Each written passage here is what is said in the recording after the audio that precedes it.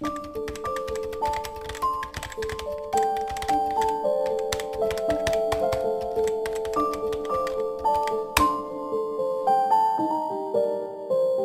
video sebelumnya, gue udah bahas tentang gimana caranya berpindah dari survival mode ke financial freedom. Dan gue janji bakal bahas langkah-langkah konkret buat ningkatin penghasilan sampai 10 kali lipat. Nah, janji itu gue tepati sekarang. Jadi kalau lo beneran serius mau naik level finansial, stay di video ini sampai habis. Karena apa yang lo pelajari hari ini bisa jadi titik balik hidup lo. Mungkin lo sekarang lagi ada dalam fase di mana lo kerja tiap hari, berangkat pagi, pulang malam. Bahkan lo pernah lembur gak dibayar. Tapi sampai buka rekening, rasanya kayak gak ada bedanya sama bulan lalu. Gaji cuma numpang lewat, cicilan, sewa, tagihan, semua udah ngantri duluan. Lo capek, lo kerja keras, tapi tetap aja kayak lari di treadmill. Keringetan, capek, tapi nggak maju-maju. Dan yang bikin sakit hati, lu ngeliat orang lain yang kerjanya nggak sekeras lu, malah hidupnya santai, punya waktu buat keluarga, punya tabungan, bahkan bisa jalan-jalan. Kalau lu serius pengen berubah, gue bakal coba bantu lo lewat video ini. Video ini bakal jadi titik balik lo. Karena gue bakal nunjukin kenapa kerja keras aja nggak cukup dan gimana caranya bikin penghasilan lo meledak 10 kali lipat tanpa harus nambah jam kerja. Stay di sini sampai habis karena ini bakal ngebuka mata lo. Gue mau jujur, selama bertahun-tahun gue percaya kalau jalan menuju kebebasan finansial itu cuma satu, kerja keras, bangun pagi, pulang malam, lembur tiap hari. Tapi nyatanya hasilnya nggak sebanding sama usaha. Gaji naik, ya emang sih naik, tapi pengeluaran juga naik. Kayak lomba lari di treadmill, capek tapi nggak kemana-mana. Sampai akhirnya gue baca cerita tentang Warren Buffett. Lu pasti tahu dia kan, salah satu orang terkaya di dunia. Yang bikin gue kaget bukan soal kekayaannya, tapi perjalanan awalnya. Buffett bukan anak konglomerat, dia lahir di keluarga sederhana. Bahkan di masa depresi besar. Tapi sejak remaja dia udah ngerti satu hal yang kebanyakan orang dewasa nggak ngerti. Kalau lo mau kaya, lo harus bikin uang kerja buat lo. Bukan lo yang kerja buat uang seumur hidup. Buffett mulai investasi sejak umur 11 tahun. Waktu teman-temannya sibuk main, dia jual koran dan beli saham pertamanya. Dia ngerti prinsip leverage waktu dan uang sejak dini. Dan itulah yang bikin dia beda. Cerita Buffett ini bikin gue mikir, selama ini gue kerja keras mati-matian tapi gak punya sistem. Gue cuma tuker waktu gue buat uang. Kalau gue berhenti kerja, uang juga berhenti masuk. Itu titik balik gue. Dari situ gue mulai belajar soal pola pikir orang kaya. Dan ternyata sukses finansial itu bukan cuma soal pinter cari duit atau pinter nabung. Ada 3 pilar utama yang bikin orang bisa benar-benar kaya dan bebas secara finansial. Lo harus tahu cara naikin penghasilan lo. Lo harus ngerti cara ngelola uang dengan benar dan lo harus bisa pakai leverage biar kerja keras lo berlipat ganda. Tanpa 3 pilar ini, lo bakal stuck. Bahkan kalau penghasilan lo tinggi sekalipun. Gue ngerti, ngomongin pilar finansial mungkin kedengerannya ribet. Tapi percaya gue, ini soal pola pikir dulu. Banyak orang gagal bukan karena bodoh, tapi karena mereka nggak ngerti mainnya. Kayak main game, lo nggak bakal menang kalau nggak ngerti aturannya. Waktu gue mulai belajar soal 3 pilar ini, gue sadar satu hal penting. Kerja keras itu wajib, tapi nggak cukup. Kalau lo mau naik kelas finansial, lo butuh sistem yang bikin uang kerja buat lo, bukan sebaliknya. Dan kabar baiknya, semua orang bisa mulai dari nol, termasuk lo. Tapi sebelum gue bongkar satu persatu 3 pilar ini selanjutnya, gue mau lo ngelakuin satu hal dulu. Ini simple tapi powerful. Ambil kertas dan pulpen. Tulis alasan paling dalam kenapa lo pengen bebas finansial. Bukan cuma pengen kaya, tapi alasan yang bikin lo rela berjuang. Bisa buat keluarga, buat kebebasan waktu, buat masa depan anak, atau buat buktikan sesuatu ke diri lo sendiri. Lalu jujurlah sama diri lo sendiri.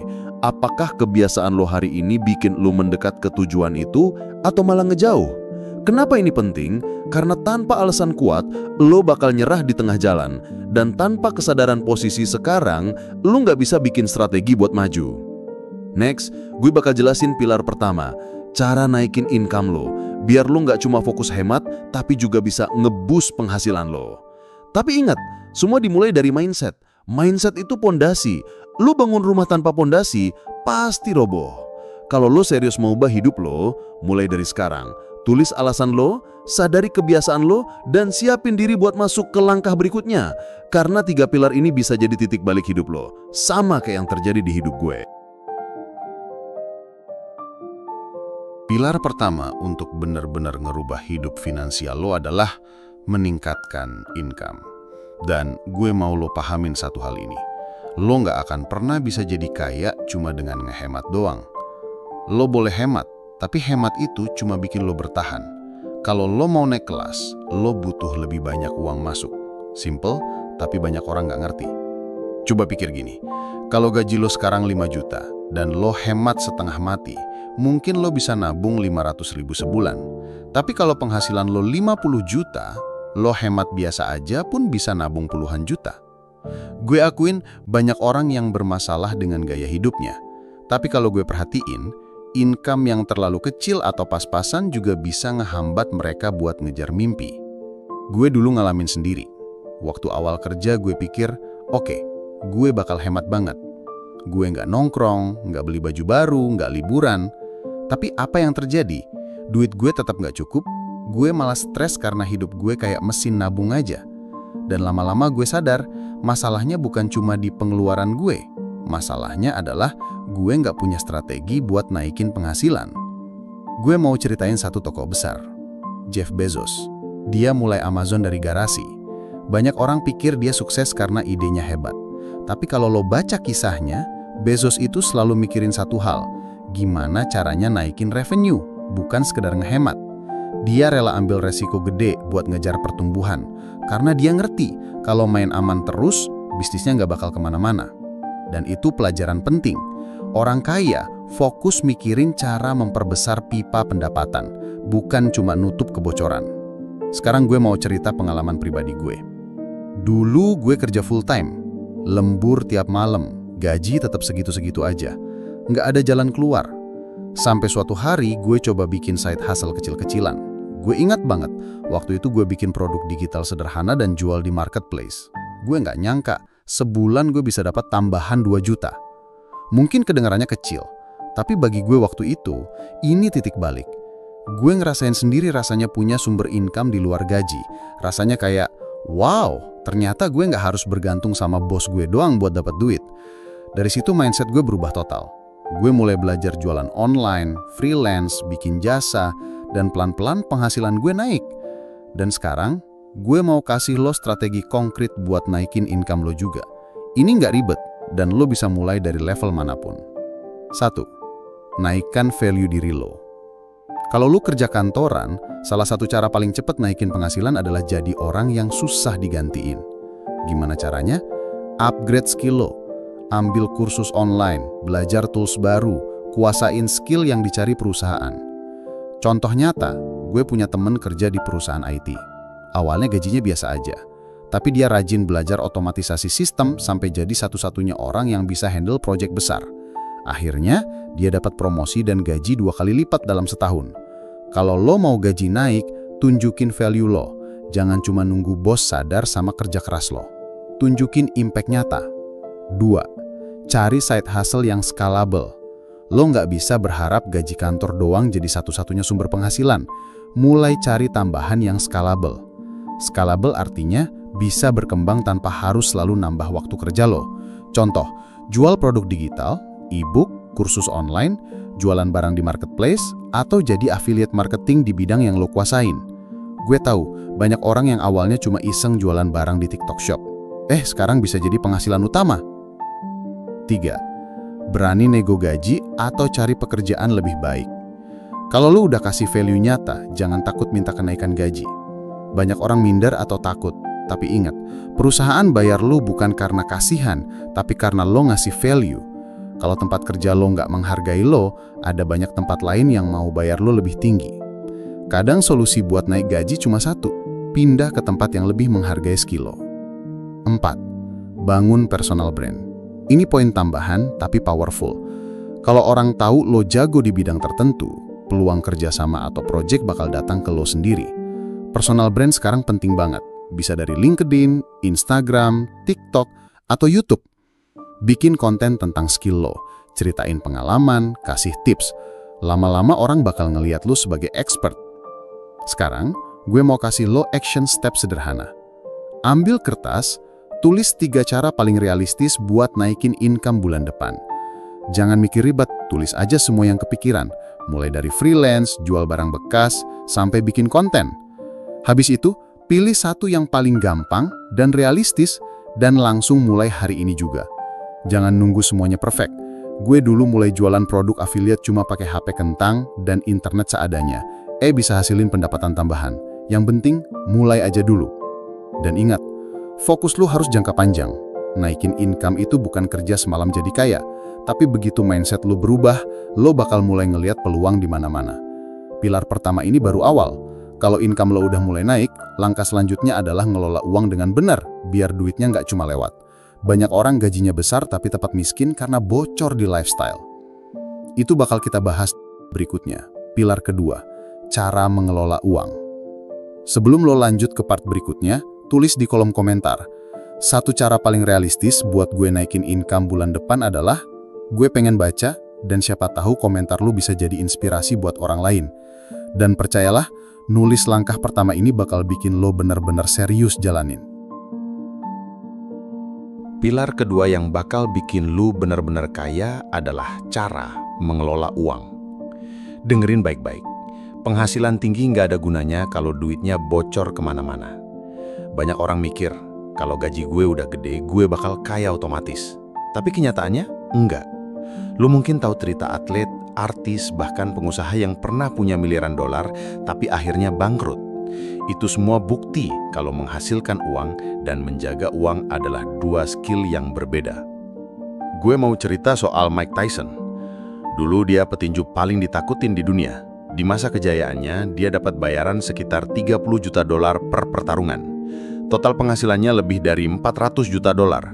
Tapi tahu nggak, Mike Tyson bangkrut. Di tahun 2003, dia ngajuin kebangkrutan resmi. Kenapa? Karena dia nggak punya sistem buat ngelola uang. Duitnya habis buat rumah mewah, mobil mahal, perhiasan, bahkan hewan eksotis. Gue nggak nyalahin dia, karena banyak orang juga begitu. Cuma bedanya nominalnya aja yang kecil. Lu punya gaji 5 juta, lu habisin semua. Tyson punya 30 juta per pertarungan, dia habisin semua, sama aja. Sekarang bandingin sama Warren Buffett. Orang terkaya dunia, net worth hantusan miliar dolar, tapi gaya hidupnya sederhana. Dia masih tinggal di rumah yang dia beli tahun 1958. Mobilnya nggak mewah-mewah banget. Buffett ngerti satu hal.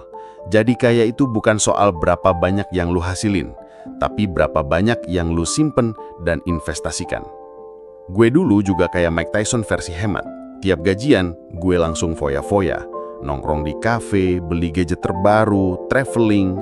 Gue pikir, gue kan kerja keras, gue pantas nikmatin. Masalahnya, tiap akhir bulan gue stres karena duit gue tinggal recehan. Dan gue sadar kalau gue nggak punya sistem, gue bakal terus begini walaupun gaji gue naik. Akhirnya gue belajar cara ngelola duit dengan sederhana tapi efektif. Gue mulai bikin sistem alokasi otomatis. Jadi begitu gajian masuk, duitnya langsung kebagi. Buat kebutuhan pokok, investasi dan nabung, baru deh lifestyle. Dan hidup gue berubah total. Bukan cuma duit gue lebih aman, tapi gue juga lebih tenang. Gue mau lu ngerti satu hal. Mengatur uang itu bukan soal perhitungan ribet, tapi soal bikin sistem yang gampang diikutin. Nah, sekarang gue kasih lu 3 strategi konkret. Pertama, pembagian dompet digital. Di video sebelumnya gue udah bahas tentang ini, tapi di sini gue bikin versi simple. Begitu gaji masuk, langsung bagi ke 3 kategori. 50% buat kebutuhan pokok, makan, kontrakan, transport, tagihan. 30% buat investasi dan nabung, ini prioritas, jangan dibalik. 20% buat lifestyle, nongkrong, liburan, belanja. Kenapa lifestyle cuma 20%? Karena kalau lu nggak bikin batas, lifestyle bakal ngabisin semua penghasilan lu. Gue dulu pakai rekening terpisah buat kategori ini. Bahkan ada aplikasi bank yang bisa bikin kantong sendiri. Jadi duit buat investasi nggak bisa lu sentuh buat jajan. Ini bikin lu disiplin tanpa harus mikir keras tiap bulan. Strategi kedua, hindari utang konsumtif. Utang itu nggak selalu jelek, tapi kebanyakan orang pakai utang buat hal yang salah. Beli gadget terbaru, kendaraan mewah, barang branded, semua yang nilainya turun. Kalau lu pakai utang buat beli aset kayak properti, bisnis, atau pendidikan, itu oke. Tapi kalau buat gaya hidup, itu jebakan. Banyak orang kerja keras bukan buat kaya, tapi buat bayar cicilan. Gue dulu pernah ke bawah arus, beli motor keren pakai kredit padahal nggak perlu. Akhirnya nyesel karena duit gue habis buat bayar bunga. Sejak itu gue janji sama diri gue, kalau barangnya nggak bisa bantu gue menghasilkan duit, gue nggak akan ngutangin diri gue buat beli. Strategi ketiga, catat cash flow mingguan. Lu nggak perlu bikin laporan keuangan ribet kayak perusahaan. Cukup tiap minggu cek keluar masuk duit. Gue pakai Google Sheets sederhana, tulis pengeluaran minggu ini, cek apakah sesuai rencana. Dengan catat mingguan, lu bisa kontrol lebih cepat sebelum kebablasan. Gue pernah bandingin, waktu gue nggak catat, duit gue hilang entah kemana-mana. Tapi waktu gue catat, gue sadar ternyata gue sering bocor ke jajan kecil-kecilan. Dengan catat, gue bisa stop kebiasaan itu. Kalau lu mulai jalani 3 strategi ini, hidup lu bakal beda banget.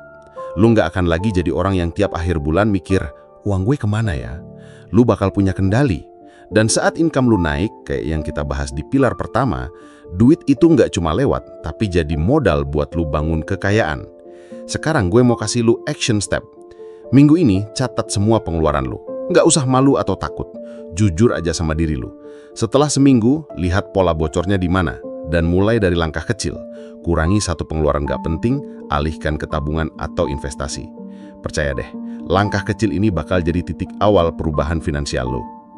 Pilar kedua ini bikin fondasi lu kuat, tapi kalau lu mau naik kelas, lu butuh mesin percepatan. Lu gak bisa kerja keras umur hidup tanpa leverage. Itulah yang bakal gue bongkar di part selanjutnya. Rahasia leverage, cara orang kaya menggandakan hasil tanpa kerja lebih lama.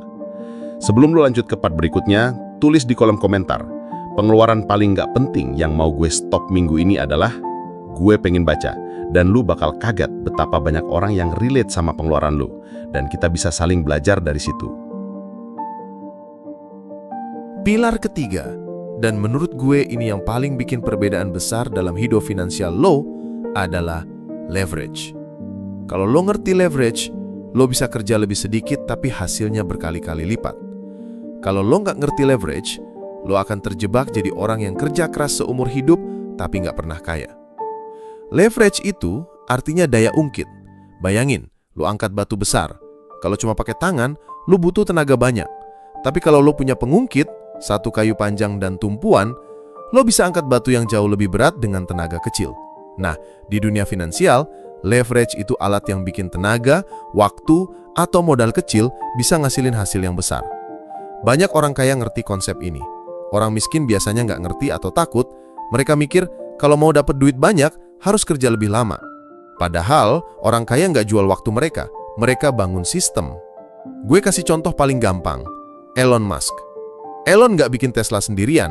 Dia nggak bikin roket SpaceX sendirian. Dia ngerti kalau mau bikin dampak besar, dia harus bangun tim, pakai teknologi, dan cari modal dari investor.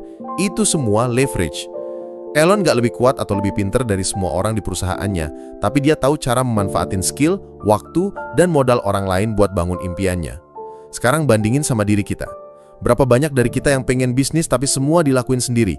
Desain sendiri, marketing sendiri, kirim barang sendiri. Capek. Gue dulu juga gitu. Gue bangun bisnis kecil-kecilan tapi semuanya gue pegang sendiri.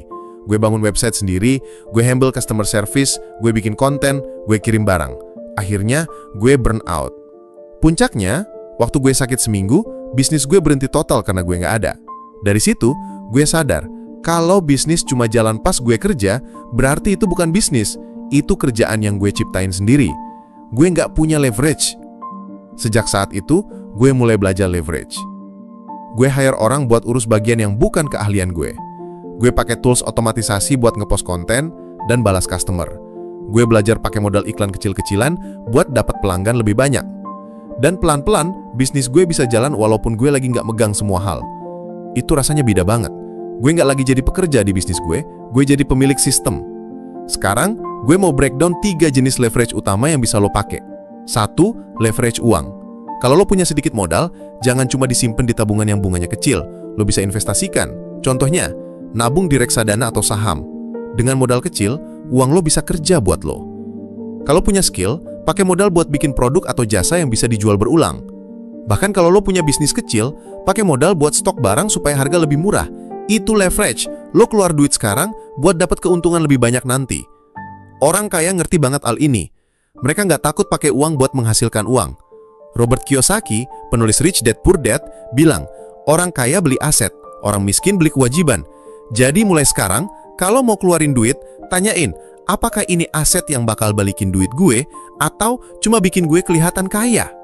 Nah, 2. Leverage waktu dan orang. Ini yang sering bikin orang mikir, tapi kan gue nggak punya karyawan, gue bisnis sendirian. Nah, leverage orang nggak harus punya kantor besar. Lo bisa mulai dari hire freelancer buat desain, edit video, atau urus sosial media lo. Banyak banget platform kayak Fiverr, 1000 Lancer, atau Upwork. 2. Titip jual barang lo ke reseller. Lo nggak harus jualan sendiri, tapi bisa bikin orang lain jadi sales army lo. Dan terakhir, bangun network. Semakin banyak koneksi yang punya skill dan resource beda, semakin gampang lo dapat bantuan tanpa harus ngerjain semuanya sendiri. Kalau lo mikir, tapi kan harus bayar orang. Iya, tapi coba lo hitung, waktu lo bisa dipakai buat hal yang lebih penting, sementara pekerjaan teknis bisa diserahin ke orang lain. Lo nggak kehilangan, justru lo untung. 3. Teknologi sekarang bikin semua lebih gampang. Lo bisa pakai AI, platform sosial media, dan tools gratis untuk meleverage bisnis lo. Contohnya, pakai Canva buat bikin desain marketing tanpa harus jadi desainer profesional. Pakai marketplace kayak Shopee, Tokopedia, atau TikTok Shop. Mereka udah punya jutaan pembeli, sistem pembayaran, dan logistik. Itu leverage gratis. Gunakan sosial media buat promosi. Konten sekali bikin bisa ditonton ribuan bahkan jutaan orang. Itu leverage. Dulu promosi harus bayar mahal ke TV atau radio. Sekarang, lo bisa bikin konten viral gratis. Itu kenapa banyak anak muda sekarang bisa dapat penghasilan besar dari sosial media. Mereka ngerti cara pakai leverage teknologi. Leverage itu bukan buat orang kaya aja. Lo bisa mulai dari hal kecil. Jadwalin posting otomatis di media sosial lo, bikin template desain biar nggak bikin dari nol tiap kali, investasi sedikit tiap bulan. Hal-hal kecil ini bakal numpuk jadi sistem gede. Sekarang, gue mau lo bayangin hidup lo kalau semua ini jalan. Lo punya penghasilan yang nggak tergantung jam kerja, lo punya tim kecil atau freelancer yang bantuin lo punya aset atau bisnis yang jalan walau lo lagi liburan. Itu yang namanya financial freedom. Bukan berarti lo nggak kerja, tapi lo punya pilihan buat kerja karena mau, bukan karena harus. Nah, gue kasih lo action step buat minggu ini. 1. Cari satu pekerjaan yang makan waktu lo tapi nggak harus lo kerjain sendiri. Misalnya, desain konten atau administrasi. Cari freelancer buat itu. 2. Daftar satu platform investasi. Bisa reksadana atau saham, mulai dari 50.000 aja. 3. Cari satu tools atau aplikasi gratis buat ngeautomatisasi kerjaan lo. Misalnya, tools posting otomatis. Langkah kecil ini bakal bikin lo ngerasain rasanya punya leverage. Dan begitu lo ngerasain manfaatnya, lo bakal ketagihan nge-leverage lain dalam hidup lo. Di part berikutnya, gue bakal ngejelasin gimana merangkai semua pilar ini jadi satu sistem yang bikin lo kaya beneran. Karena kalau cuma naikin income tapi nggak bisa kelola duit, lo bakal tetap miskin. Kalau bisa kelola duit tapi nggak ngerti leverage, lo bakal stuck. Lo butuh ketiga pilar ini buat sukses. Sebelum lo nonton part terakhir, gue mau lo tulis di komentar, leverage pertama yang mau gue coba minggu ini adalah. Gue bakal baca komen lo, dan gue yakin lo bakal terinspirasi sama ide-ide orang lain di sana. Lo sekarang udah tahu 3 pilar penting buat nge-upgrade hidup finansial lo. Ningkatin income, cara ngelola uang, dan leverage. Tapi ada satu rahasia besar yang harus gua kasih tahu. Kalau lo nggak merangkai ketiganya jadi satu sistem, lo bakal tetap ngerasa capek dan stuck. Banyak orang udah ngerti satu pilar, tapi gagal di 2 pilar lainnya. Contohnya, ada orang yang mindsetnya udah bagus. Mereka tahu harus investasi, harus punya aset, tapi skill cari duitnya minim, jadi uang buat diinvestasinya nggak ada. Atau ada yang jago cari duit, income tinggi tapi nggak ngerti cara ngelola dan leverage. Akhirnya kerja keras seumur hidup, tapi duitnya habis begitu aja. Ada juga yang ngerti leverage, ngerti teknologi, tapi nggak punya skill yang bisa dijual. Alhasil mereka punya tools canggih, tapi nggak ada value yang bisa dibawa ke pasar. Kalau lo mau 10 kali income dan benar-benar merdeka finansial, lo harus merangkai semua pilar ini jadi sistem hidup lo. Gua kasih contoh nyata. Warren Buffett, salah satu orang terkaya di dunia, punya mindset yang fokus sama investasi jangka panjang. Dia juga punya skill analisis bisnis yang luar biasa. Itu pilar pertama. Dia punya skill mengelola keuangan yang mumpuni, itu pilar kedua. Lalu dia leverage uang orang lain. Perusahaan investasinya, Berkshire Hathaway, punya modal dari jutaan investor. Jadi Buffett nggak cuma pakai uang dia sendiri, tapi uang orang lain buat bikin keuntungan lebih besar. Itu pilar ketiga. Skill, tambah manajemen uang, tambah leverage, sama dengan hasil luar biasa. Sekarang gue cerita pengalaman pribadi gue. Dulu gue cuma fokus cari uang. Kerja 12 jam sehari, ngerasa bangga bisa beli barang-barang mahal. Tapi gue nggak ngerti cara ngelola uang. Gue nggak ngerti leverage. Gue mikir kalau penghasilan naik, masalah selesai. Ternyata salah. Income gue naik, tapi pengeluaran juga ikut naik. Gue capek, nggak punya waktu buat keluarga, dan selalu takut kalau bisnis gue tiba-tiba berhenti. Sampai akhirnya, gue belajar soal 3 pilar ini. Gue ubah mindset gue dulu. Bukan soal penghasilan tinggi aja, tapi soal kebebasan. Gue fokus bikin skill yang bisa dipakai di mana aja, bukan cuma satu bisnis. Gue belajar cara ngelola uang dengan benar, lalu gue pelajari leverage. Gue hire orang, pakai teknologi, dan bikin sistem. Hasilnya apa? Gue bisa punya waktu lebih banyak, penghasilan stabil, dan tenang walau gue nggak kerja non-stop. Gue mau lo ngerti ini. Kalau lo mau hidup berubah, jangan cuma fokus satu pilar. Lo butuh 3-tiganya berjalan bersamaan. Bayangin 3 pilar ini kayak sepedaan. Ningkatin income itu kayak kekuatan buat ngegoes. Ngelola uang itu kayak skill nyimbangin diri biar nggak jatuh. Leverage itu kayak gear yang bikin goesan lu lebih ringan tapi lebih jauh. Kalau salah satu nggak ada, lu nggak bisa jalan. Kalaupun bisa jalan, pasti nggak maksimal. Nah, gimana cara lu mulai merangkai 3 pilar ini? Gua kasih lo roadmap sederhana. Asah skill yang bisa bikin lo berpenghasilan lebih tinggi. Cari satu skill yang permintaannya tinggi di pasar. Bisa digital marketing, desain, public speaking, copywriting, analisis data, atau apapun yang bisa lo pelajari. Luangkan minimal 1 jam per hari buat latihan. Skill ini adalah mesin duit lo. Kedua, ngelola uang dengan efektif dan efisien. Buat sistem finansial pribadi. Bagi penghasilan jadi 3, kebutuhan, investasi, dan hiburan. Otomatisin semua tagihan dan tabungan supaya lo nggak stres mikirin duit tiap bulan. Catat pemasukan dan pengeluaran, walau cuma pakai aplikasi gratis di HP. Kedua, leverage sejak sekarang. Jangan tunggu kaya dulu baru pakai leverage. Lu bisa mulai dari hal sederhana. Pakai tools gratis, cari freelancer buat kerjaan kecil, atau mulai investasi kecil. Bangun tim dan network. Cari komunitas orang yang punya visi yang sama. Networking adalah leverage sosial terbesar. Banyak peluang datang bukan dari skill, tapi dari koneksi. Sekarang gue mau lo bayangin diri lo setahun ke depan kalau lo mulai hari ini. Lo punya kemampuan buat ningkatin penghasilan dari skill yang lo kuasai, lo punya aset atau bisnis kecil yang mulai jalan sendiri, lo punya kemampuan ngelola uang yang bikin keuangan lo efektif dan efisien, dan lo punya leverage yang bikin hidup lo nggak cuma kerja keras, tapi kerja cerdas. Gue tahu kedengarannya gede dan berat, tapi ingat, semua orang sukses mulai dari langkah kecil.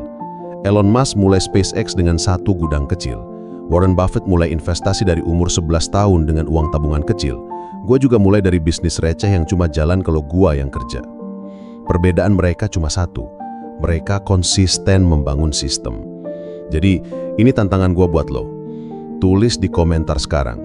Langkah pertama yang gue ambil hari ini buat bangun 3 pilar ini adalah tulis aja 1 langkah kecil. Bisa baca buku finansial, bisa bikin akun investasi, bisa cari mentor, atau bikin rencana belajar skill baru. Langkah kecil itu bakal jadi titik balik lo. Gua pengen baca komen lo, karena mungkin langkah lo bakal jadi inspirasi buat orang lain yang nonton video ini. Dan kalau lo serius mau naik level, subscribe channel ini dan jangan skip video-video berikutnya. Karena di video-video itu, lo bakal dapat nilai-nilai yang bakal nge-improve kehidupan keuangan lo jadi jauh lebih baik.